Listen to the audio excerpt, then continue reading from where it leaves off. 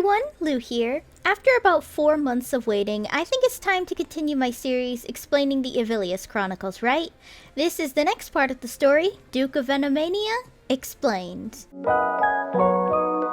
Okay, so this is a series of videos where I'm going to explain the Evillious Chronicles, one of the most famous song series for Vocaloid in the community. In my first video, I covered Project Ma, Hansel and Gretel, the twin rebirth song thingy, and the birth of the Objects of Sin. Quick disclaimer, by the way, that I'm mostly taking from the songs and manga released for the Evillious Chronicles, as a lot of the light novels adapting the story aren't fully translated, or translated at all, really, and I also didn't have time to read several light novels, so I wasn't able to grab much from them and had to mostly rely on the wiki for parts of the manga and songs that I couldn't tell.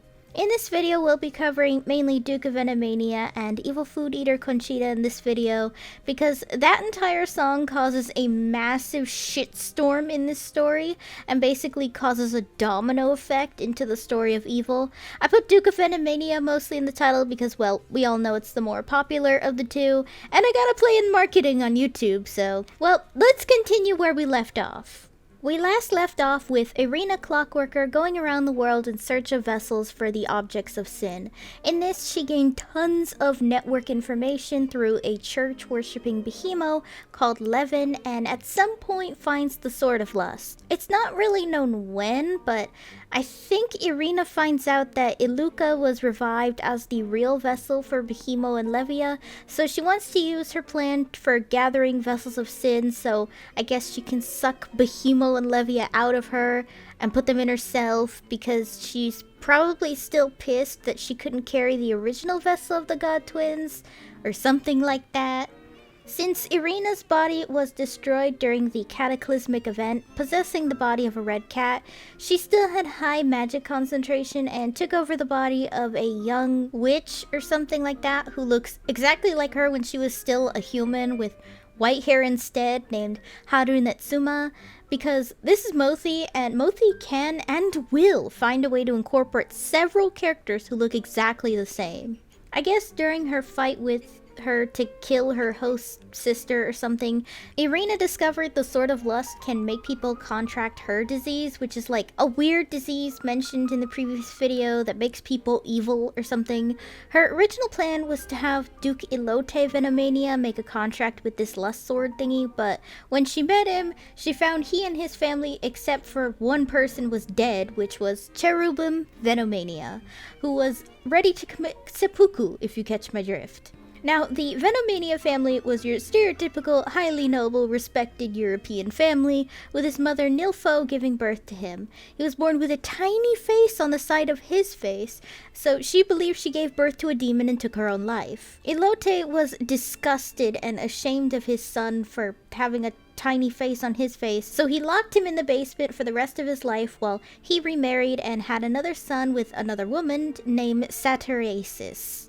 I have no idea how the fuck you're supposed to pronounce that, by the way. Is it Saturasis? Saturasis? I really don't know. I'm gonna be fudging it throughout this entire video. At some point when he was a kid, a guard took pity on him and began to teach Cherubim how to read and write and adjust to sunlight, and later helped him sneak out to hang out with his brother Saturasis to hang out with his other friend Gumina. I guess he and his brother became close at some point because Saturasis later convinced their father to let Cherubim actually live like a person, so Cherubim got his name and became a servant in the Giant Manor, or whatever the fuck this is, and got some kind of portrait in the attic that hid his creepy second face on his cheek. However, when Cherubim found out that Saturasis and Gumina were betrothed, he was broken and tried to tell Gumina he loved her at a party or something, where she told him she didn't want to be friends with him anymore because he was an ugly barnacle and that she only ever loved Saturasis. This enraged Cherubim to the point where he murdered Saturasis and his father,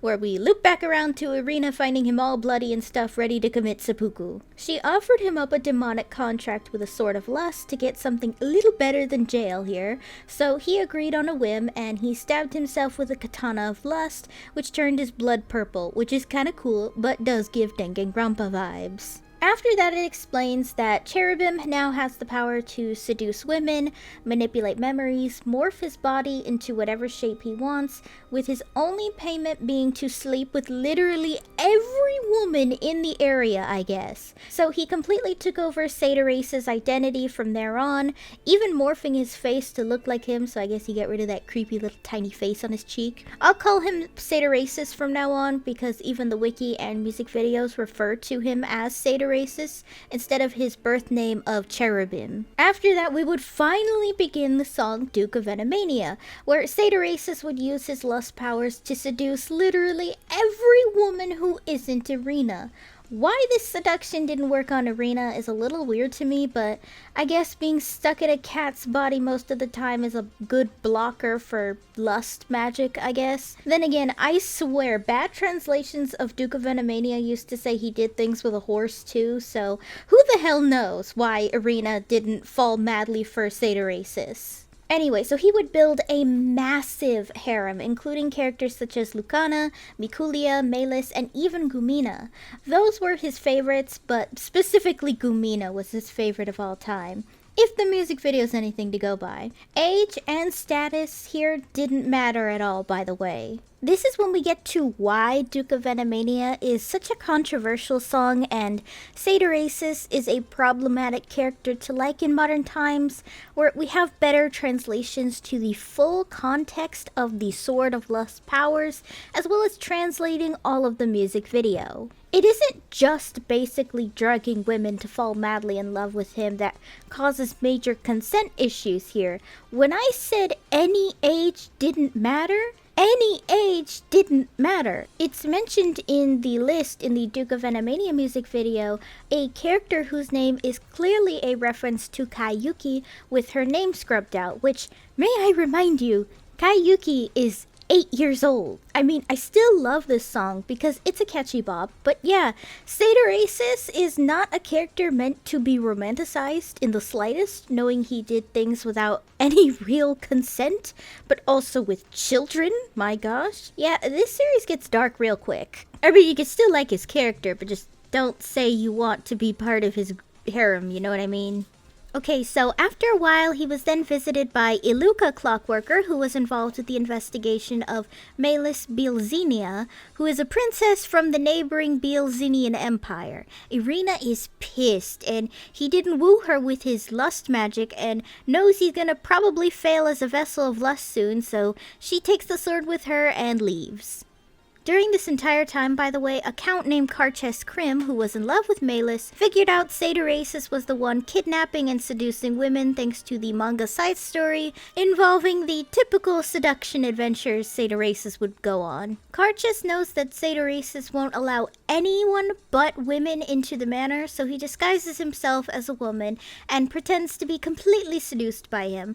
However, as soon as Saturace's had his guard down completely, he fatally stabbed him and revealed his identity with plans to send this lustful duke to hell. As he lay dying, his purple blood now turning red, all the women break out of his spell and flee for their lives. The only one he calls out is Gumina, who tried to confess his love to a second time, only for him to drop dead before he could say it while she looked at him.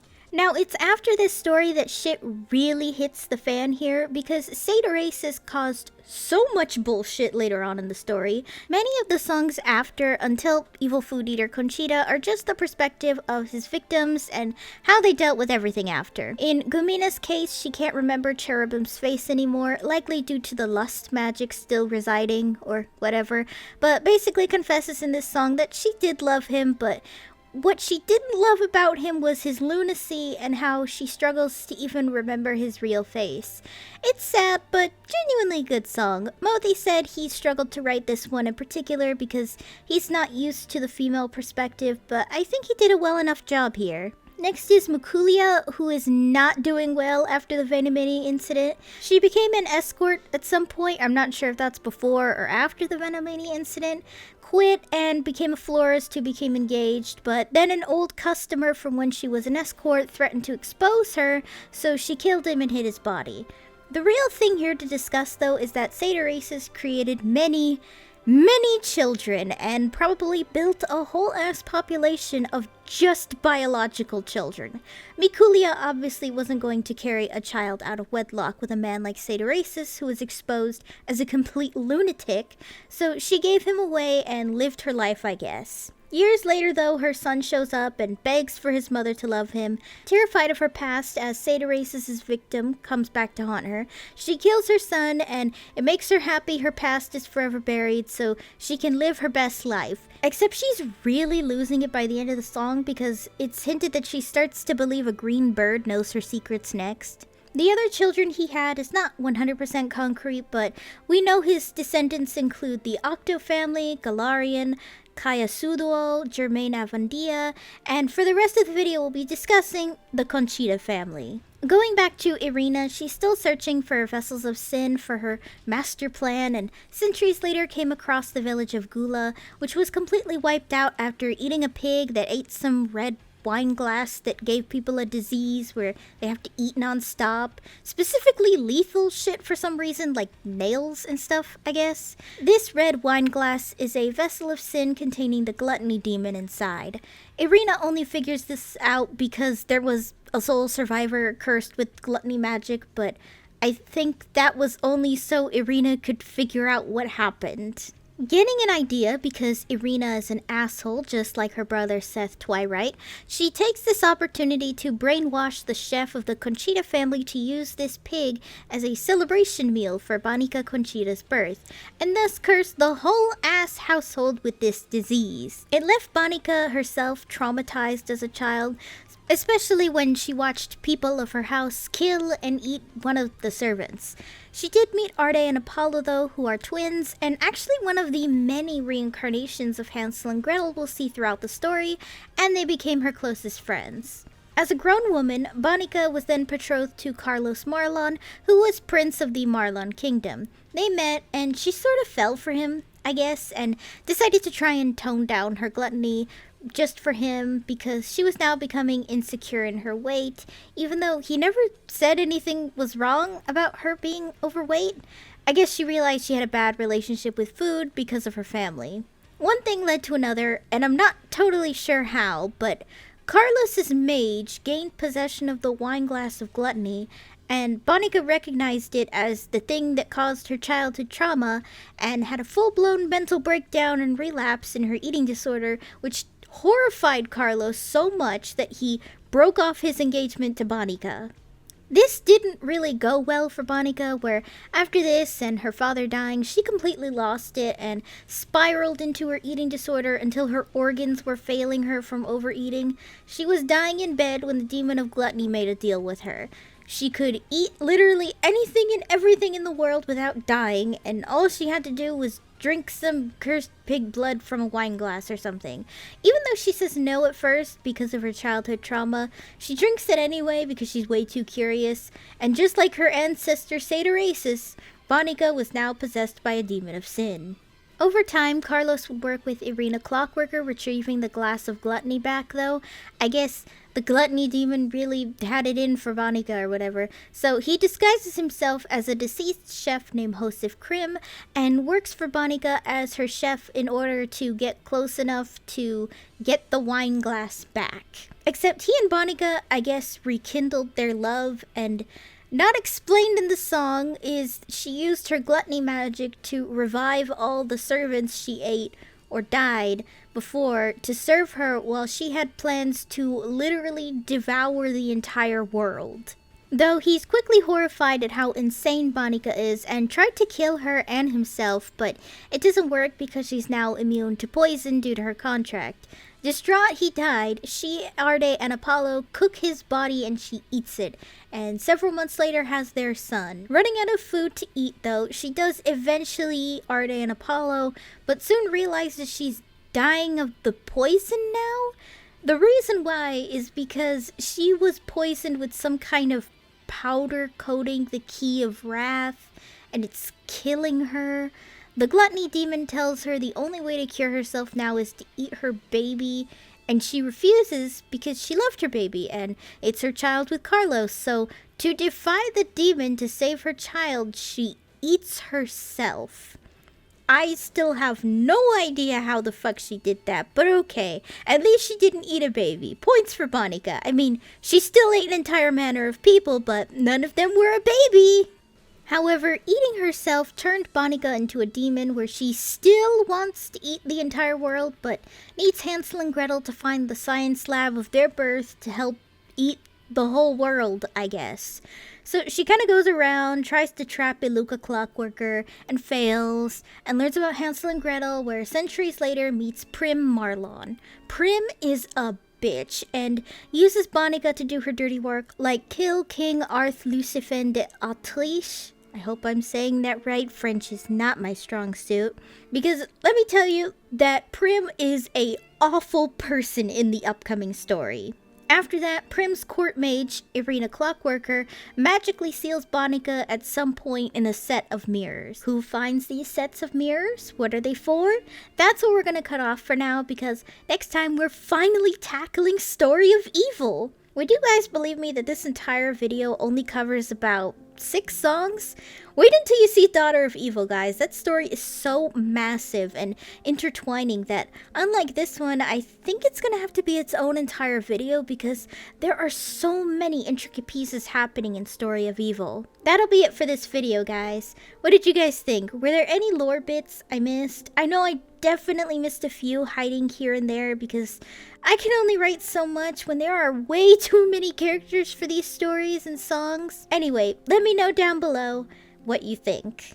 Hey guys, thanks for watching! If you liked the video, be sure to give it a thumbs up and consider subscribing if you're new. If any of you would like to help support my channel in any possible way, my Ko-fi page is down below in the description, along with all of my social media. For any subscribers, new or old, who'd like to help with video ideas, or maybe just want to talk about anime or something, I have a fan server linked down below. See you next time!